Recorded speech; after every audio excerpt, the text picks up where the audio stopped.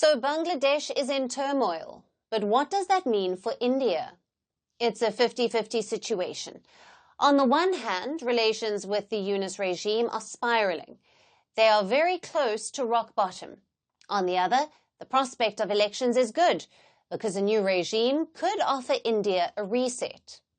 Let's look at the current status first.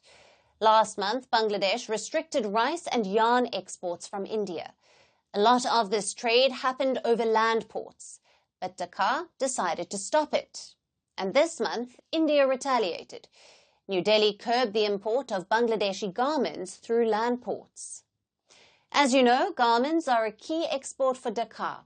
It makes up around 11% of their GDP.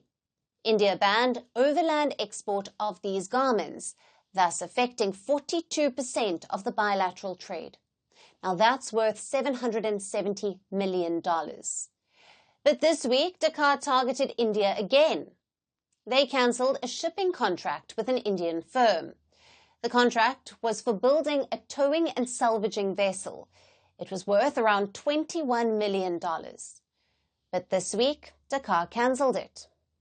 Now, these are just some of the recent moves made by the Yunus regime. Since August last year, we've seen a lot more of them, like resetting ties with Pakistan, signing multiple deals with China, targeting minorities, especially Hindus, and cancelling agreements with India. In simple words, the Yunus regime has driven relations with India to a new low. And that's not surprising. Yunus is propped up by Bangladesh's Jamaat, which is a radical Islamist group. They have a history of undermining Indian interests. In fact, even Bangladesh's interests. The Jamaat helped Pakistan in 1971. They opposed the creation of Bangladesh. Many Jamaat leaders also aided the genocide of Bengalis. And we are seeing that ideology return to Dhaka. Yunus is erasing most symbols of the liberation war.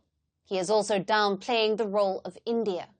So, like I said, bilateral ties are almost at rock bottom. You can only go up from here. And that's where the prospect of elections comes in. If they are held today, the BNP is widely expected to win. That's the Bangladesh Nationalist Party. They too have a history of undermining India's interests, but recently we have seen some changes. The Indian envoy has met the BNP leaders twice. The party has also criticized Yunus and has called for closer ties with India. It's not clear if we can call this a reset yet, but even if it is, it's not ideological. It's about strategy. China, Pakistan and the West are openly backing Yunus. Pakistan especially would love to see the Jamaat influence continue. So naturally, the BNP needs allies too. Maybe that explains this newfound closeness. Having said that, elections do not guarantee a reset. They only guarantee an opportunity, the chance for a fresh start. And as things stand, India will take that. New Delhi has repeatedly called for fresh elections.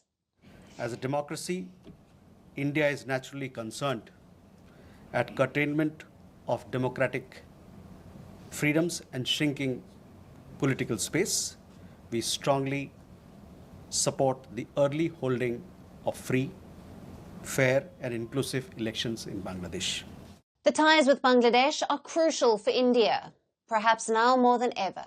After Operation Sindoor, India will be vigilant on the Western Front. And on the east, you have Chinese belligerents. So it's important for India to secure its border with Bangladesh, to have a favorable regime in Dhaka. Plus, a stable Bangladesh is in India's interest. We have already seen a rise in violent protests and mob incidents. If elections are delayed, things may worsen. And if that happens, where will people flee? Toward India. So what happens in Dhaka is very consequential to New Delhi. India has always said that its commitment lies with the people of Bangladesh, not one particular leader or regime. Yunus clearly does not understand that. Now, he is obsessed with Sheikh Hasina and her party. Let's hope a new regime would do better. At Firstpost, we are choosing to hold on to accuracy.